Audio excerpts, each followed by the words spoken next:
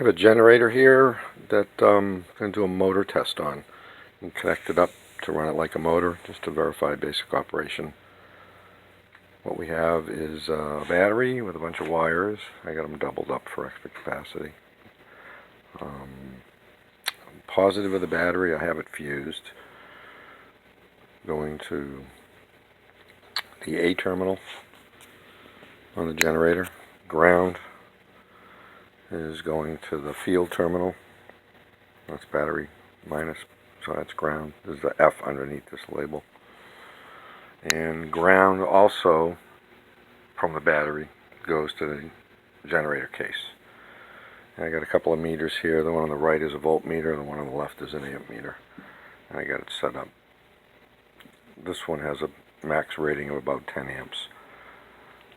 And that's why I've added a fuse. Actually, I have a 10 amp fuse set up here. So I just connect up my meter in series, coming off the positive of the battery, going through the meter, positive, and then out negative, out to the negative of the meter, that is.